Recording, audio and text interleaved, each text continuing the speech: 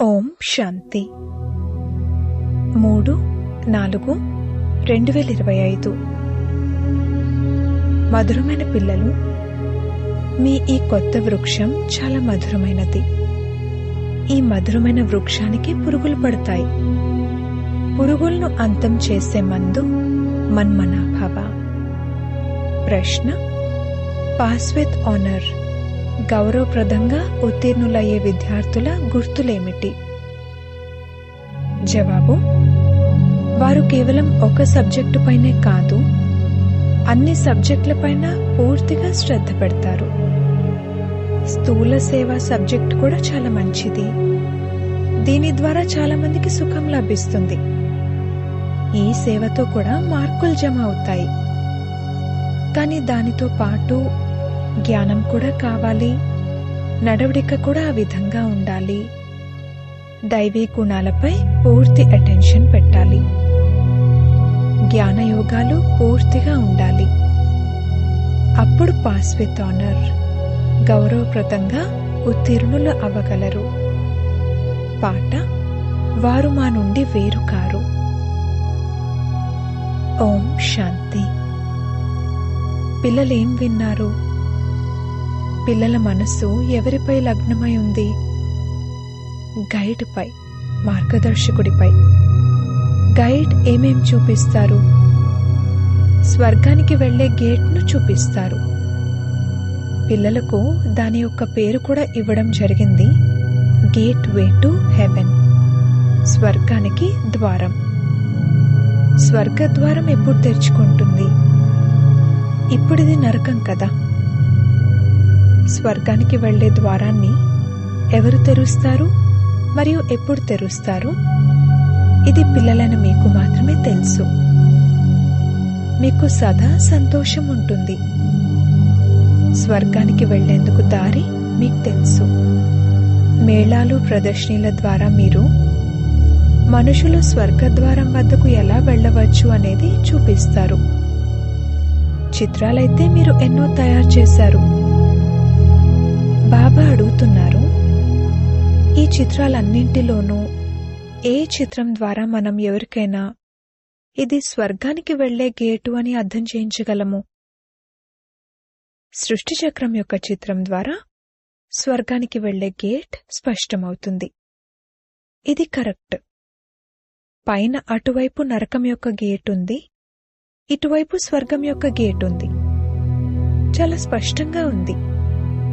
ఇక్కడి నుండి ఆత్మలన్నీ శాంతిధామానికి పరుగెత్తుతాయి, తర్వాత స్వర్గంలోకి వస్తాయి.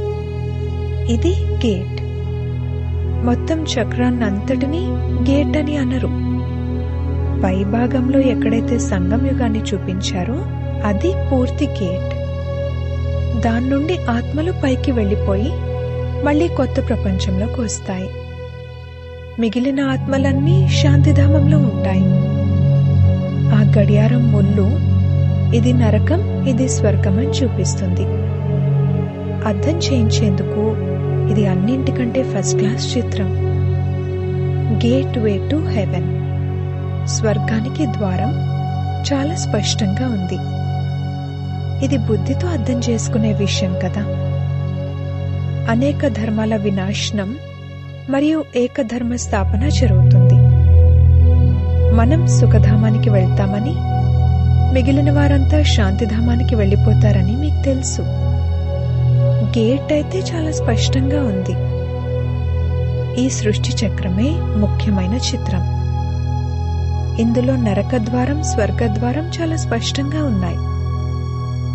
స్వర్గద్వారంలోకి ఎవరైతే కల్పకృతం వెళ్లారో వారే వెళ్తారు. మిగిలిన వారంతా శాంతి ద్వారంలోకి వెళ్ళిపోతారు. నరకద్వారం మూసుకుని శాంతి మరియు సుఖం యొక్క ద్వారం తెరుచుకుంటుంది. అన్నింటికంటే ఫస్ట్ క్లాస్ చిత్రం ఇదే. బాబా ఎప్పుడూ చెప్తూ ఉంటారు, త్రిమూర్తి చిత్రం, 2 గోళాల చిత్రాలు అనగా స్వర్గం, నరకం మరియు ఈ సృష్టి చక్రం యొక్క చిత్రం, ఇవి ఫస్ట్ క్లాస్ చిత్రాలు. ఎవరు వచ్చినా వారికి మొదట ఈ చిత్రాన్ని చూపించి ఇది స్వర్గంలోకి వెళ్లే ద్వారం అని చెప్పండి. ఇది నరకం, అది స్వర్గం. నరకం ఇప్పుడు వినాశనం అవుతుంది. ముక్తి యొక్క గేట్ తెరుచుకుంటుంది. ఈ సమయంలో మనం స్వర్గంలోకి వెళ్తాము. మిగిలిన వారంతా శాంతిధామంలోకి వెళ్తారు. ఎంత సులభము! స్వర్గద్వారంలోకి అందరూ వెళ్లరు. అక్కడ ఈ దేవీ దేవతల రాజ్యమే ఉండేది. స్వర్గద్వారంలోకి వెళ్లేందుకు ఇప్పుడు మనం యోగ్యులుగా అయ్యామని మీ బుద్ధిలో ఉంది. బాగా చదువుకుంటే నవాబులుగా అవుతారు. ఆటపాటల్లోనే ఉంటే బాగా పాడవుతారు. అన్నింటికంటే మంచి చిత్రం ఈ సృష్టి చక్రం చిత్రం. బుద్ధి ద్వారా అర్థం చేసుకోవచ్చు. ఒక్కసారి చిత్రాన్ని చూస్తే ఇక బుద్ధితో అర్థం చేసుకోవచ్చు. ముఖ్యంగా ఏ చిత్రం చూపించి మంచి రీతిగా అర్థం చేయించగలము అని పిల్లలైన మీకు రోజంతా ఈ ఆలోచనలు నడుస్తూ ఉండాలి. గేట్వే టు హెవెన్, స్వర్గద్వారం అనే ఈ ఇంగ్లీష్ పదం చాలా బాగుంది. ఇప్పుడైతే అనేక భాషలైపోయాయి. హిందీ అనే పదము హిందుస్థాన్ నుండి వచ్చింది. హిందుస్థాన్ అనే పదం రైట్ పదమేమీ కాదు. దీని అసలు పేరు భారత్. భారత ఖండం అని అంటారు. వేదులు మొదలైన వాటి పేర్లు మారుస్తూ ఉంటారు. ఖండం పేరు మార్చబడదు. మహాభారత్ అనే పదం ఉంది కదా, అన్నింట్లో భారతే గుర్తుకొస్తుంది. భారత్ మా దేశమని పాడతారు కూడా. హిందూ ధర్మం అని అన్నందుకు భాషను కూడా హిందీ అని అన్నారు. ఇది అన్రైటియస్, అధర్మయుక్తం. సత్యుగంలో సత్యమే సత్యముండేది. సత్యమైనవి ధరించడం, సత్యమైనవి భుజించడం, సత్యమే మాట్లాడడం. ఇక్కడ అన్నీ అసత్యమైపోయాయి. గేట్ వే టు హెవెన్ అనే పదం చాలా బాగుంది. మేం మీకు స్వర్గానికి వెళ్లే ద్వారం చూపిస్తాం పదండి. ఎన్ని భాషలైపోయాయి. పిల్లలైన మీకు తండ్రి సద్గతి కొరకు శ్రేష్ఠ మతాన్ని ఇస్తారు. తండ్రి మతం గురించి గాయనం ఉంది. వారిచ్చే గతి మతము అతీతమైనవి అని. పిల్లలైన మీకు ఎంత సహజమైన మతాన్ని ఇస్తారు. భగవంతుని శ్రీమతం పైనే మీరు నడవాలి. డాక్టర్ ఇచ్చే మతాన్ని అనుసరిస్తే డాక్టర్గా అవుతారు. భగవంతుని మతాన్ని అనుసరిస్తే భగవాన్ భగవతిగా అవుతారు. ఉండడం కూడా భగవాన్ వాచానుంది. అందుకే బాబా అన్నారు, మొదట భగవంతుడు అని ఎవరినంటారు అనేది నిరూపించండి. స్వర్గానికి యజమానులు తప్పకుండా భగవాన్ భగవతీలే. బ్రహ్మతత్వంలో ఏమీ లేదు. స్వర్గం కూడా ఇక్కడే ఉంటుంది, నరకం కూడా ఇక్కడే ఉంటుంది. స్వర్గం నరకం రెండు పూర్తిగా వేరు. మనుషుల బుద్ధి పూర్తిగా తమోప్రధానమైపోయింది. ఏమాత్రమూ అర్థం చేసుకోరు. సత్యుగానికి లక్షల సంవత్సరాలు అని అన్నారు. కలియుగం ఇంకా 40,000 సంవత్సరాలు ఉంటుంది అని అంటారు. పూర్తిగా ఘోర అంధకారంలో ఉన్నారు. తండ్రి మిమ్మల్ని స్వర్గంలోకి తీసుకువెళ్లేందుకు ఇటువంటి గుణవంతులుగా తయారు చేస్తున్నారు అని ఇప్పుడు పిల్లలైన మీకు తెలుసు. ముఖ్యమైన చింత ఇదే పెట్టుకోవాలి. మేము సతో ప్రధానంగా ఎలా అవ్వాలి? నన్నొక్కరినే స్మృతి చేయండి అని తండ్రి చెప్పారు. నడుస్తూ తిరుగుతూ పనిచేస్తూ బుద్ధిలో ఇది గుర్తుండాలి. ప్రేయసి ప్రియుడు కూడా కర్మలైతే చేస్తారు కదా, భక్తిలో కూడా కర్మలైతే చేస్తారు కదా. బుద్ధిలో వారి స్మృతి ఉంటుంది. స్మృతి చేయడం కోసం మాల తిప్పుతారు. తండ్రి కూడా పదే పదే చెప్తున్నారు, తండ్రినైనా నన్ను స్మృతి చేయండి. సర్వవ్యాపి అనంటే ఇక ఎవరిని స్మృతి చేస్తారు? తండ్రి అర్థం చేయిస్తున్నారు, మీరు ఎంత నాస్తికులుగా అయిపోయారు. తండ్రి గురించే తెలియదు. ఓ గాడ్ ఫాదర్ అని అంటారు కూడా, కానీ వారు ఎవరు అనేది కొద్దిగా కూడా తెలియదు.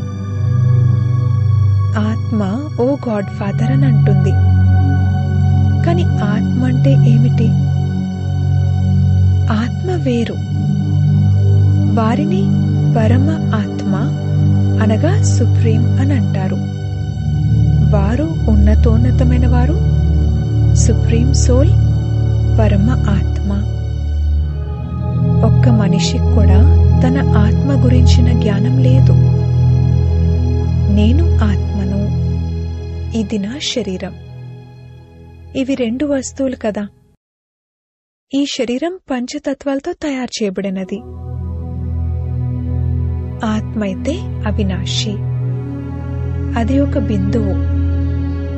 ఆత్మ దేంతో తయారవుతుంది? అది చాలా చిన్న బిందువు. సాధు సత్పురుషులు మొదలైన వారెవ్వరికీ దీని గురించి తెలియదు. ఇతనైతే చాలా మంది గురువులను ఆశ్రయించారు, కానీ ఎవ్వరూ కూడా ఆత్మ అంటే ఏమిటి, పరంపిత పరమాత్మ అంటే ఎవరు అనేది వినిపించలేదు. కేవలం పరమాత్మ గురించే తెలియదు అని కాదు, వారికి ఆత్మ గురించి కూడా తెలియదు. ఆత్మను తెలుసుకుంటే పరమాత్మను వెంటనే తెలుసుకుంటారు. పిల్లలు తమ గురించి తాము తెలుసుకుని తమ తండ్రి గురించి తెలుసుకోకపోతే ఎలా ఉండగలరు?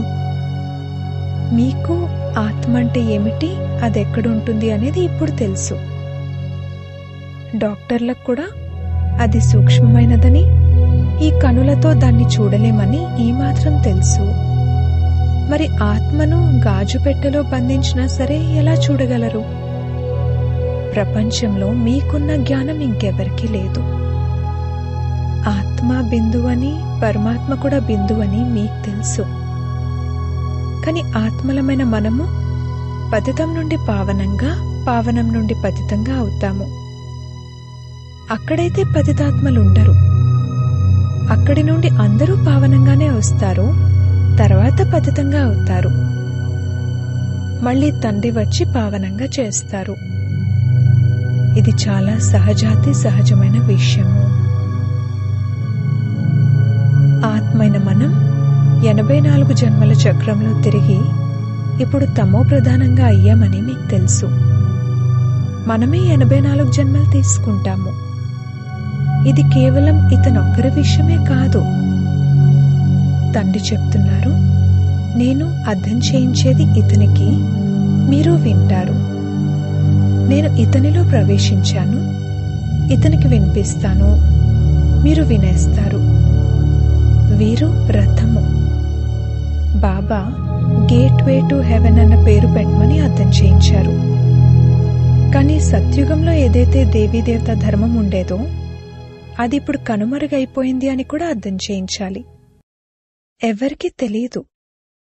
క్రిస్టియన్లు కూడా మొదట సతోప్రధానంగా ఉండేవారు, తర్వాత పునర్జన్మలు తీసుకుంటూ తమో ప్రధానంగా అవుతారు.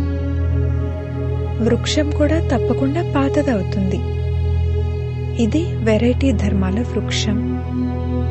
వృక్షం అనుసారంగా ఇతర ధర్మాల వారందరూ తర్వాతనే వస్తారు. ఈ డ్రామా తయారు చేయబడినది. సత్యుగంలోకి వచ్చే అవకాశం అంత సులువుగా ఎవరికీ లభించదు. అలా జరగదు. ఇది అనాదిగా తయారైన ఆట. సత్యుగంలో ఆది సనాతన ప్రాచీన దేవీదేవత ధర్మం ఒక్కటే ఉండేది. మనం స్వర్గంలోకి వెళ్తూ ఉన్నామని ఇప్పుడు పిల్లలైన మీ బుద్ధిలో ఉంది.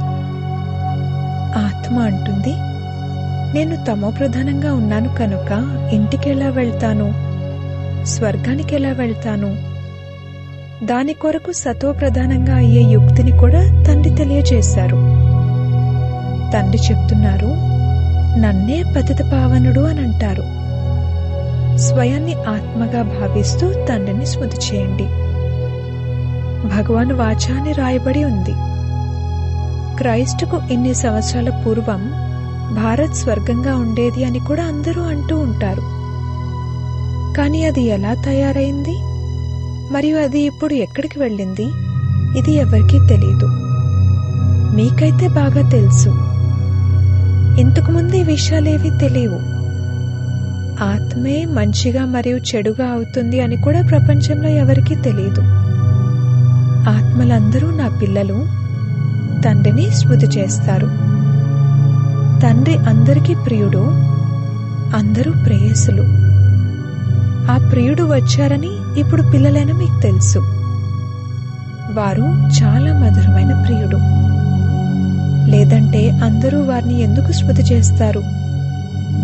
నోటి నుండి పరమాత్ముని పేరు పలకని మనిషి అంటూ ఎవరు ఉండరు. కాకపోతే వారి గురించి తెలియదు. ఆత్మ అశరీరి అని మీకు తెలుసు.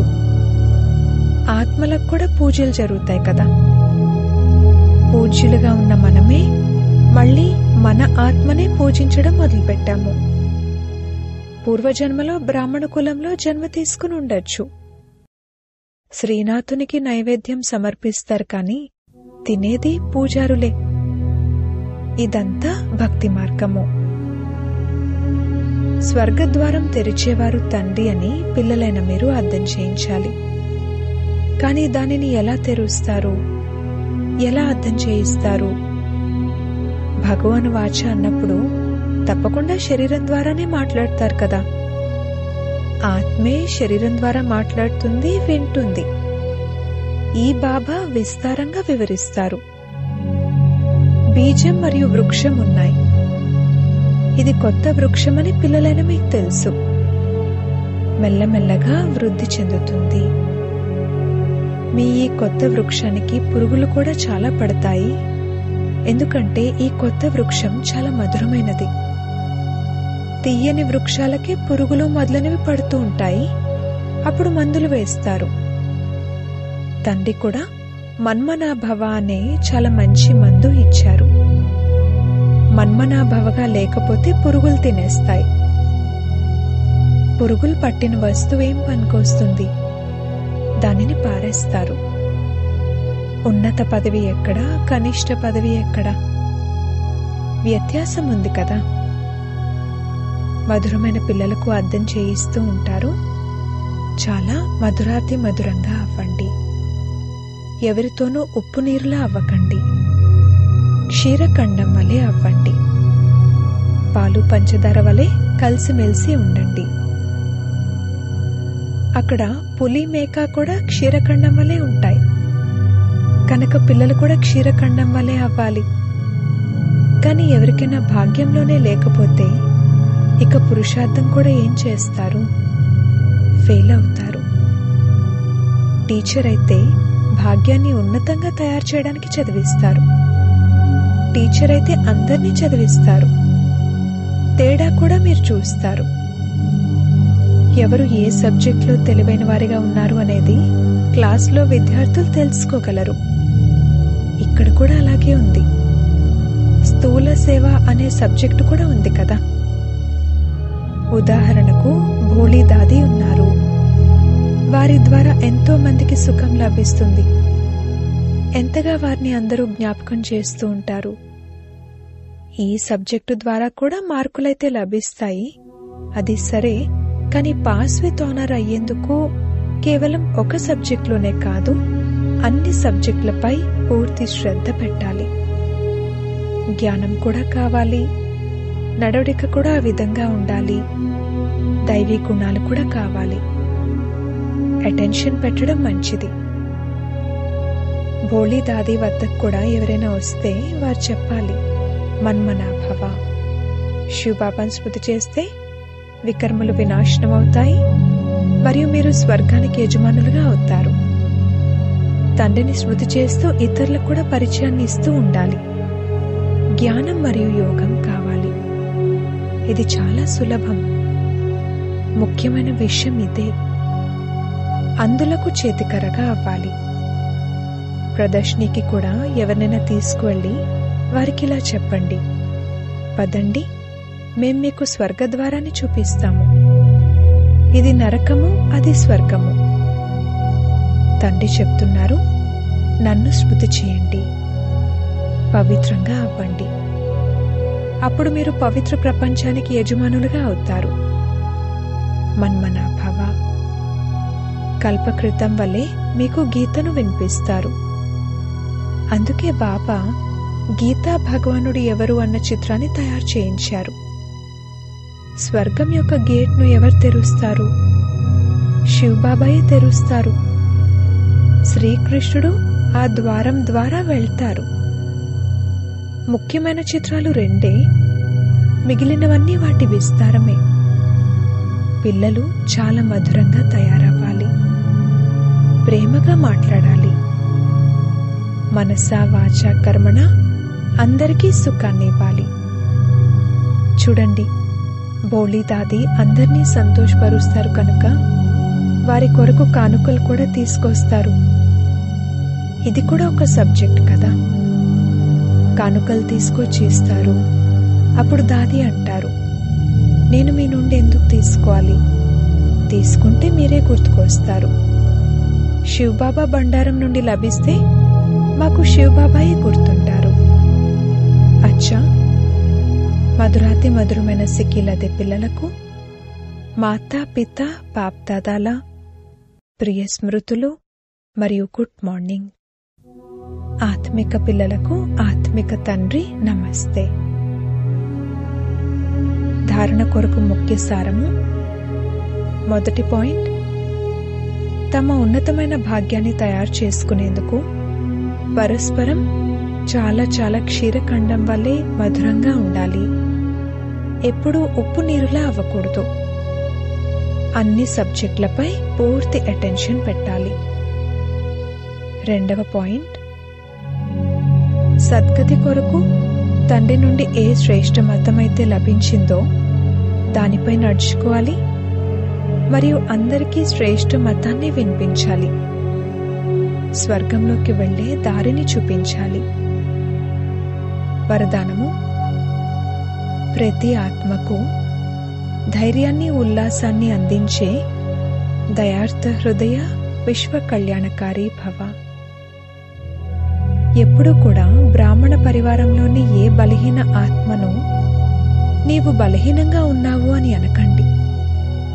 దయార్థ హృదయులైన విశ్వ కళ్యాణకారులైన పిల్లలైన మీ నోటి నుండి సదా ప్రతి ఆత్మ పట్ల శుభవచనాలే వెలువడాలి. నిరుత్సాహపరిచే మాటలు కాదు. ఎవరు ఎంత బలహీనంగా ఉన్నా కానీ వారికి సూచన ఇవ్వాల్సి వచ్చినా లేక శిక్షణను ఇవ్వాల్సి వచ్చినా మొదట వారిని సమర్థులుగా చేసి ఆ తర్వాత శిక్షణ ఇవ్వండి. మొదట ధరణిపై ధైర్యం మరియు ఉత్సాహం అనే నాగలితో దున్నండి. ఆ తర్వాత బీజాలు వేయండి. అప్పుడు సహజంగా ప్రతి బీజం యొక్క ఫలం వెలువడుతుంది. దీని ద్వారా విశ్వ కళ్యాణ సేవ తీవ్రతరమవుతుంది. స్లోగన్. తండ్రి దీవెనలను తీసుకుంటూ సదా నిండుదనాన్ని అనుభవం చేయండి. అవ్యక్త సూచనలు. కంబైన్డ్ రూపపు స్మృతి ద్వారా సదా విజయులుగా అవ్వండి. సదా ప్రతి కర్మను చేస్తూ స్వయాన్ని కర్మయోగి ఆత్మగా అనుభవం చేయండి. ఏ కర్మను చేస్తున్నా కూడా స్మృతిని మర్చిపోకూడదు. కర్మ మరియు యోగం రెండు కంబైన్డ్గా అవ్వాలి. కలిసిపోయిన వాటిని ఏ విధంగా వేరు చెయ్యలేమో అలా కర్మయోగిగా అవ్వండి. ఓం శాంతి.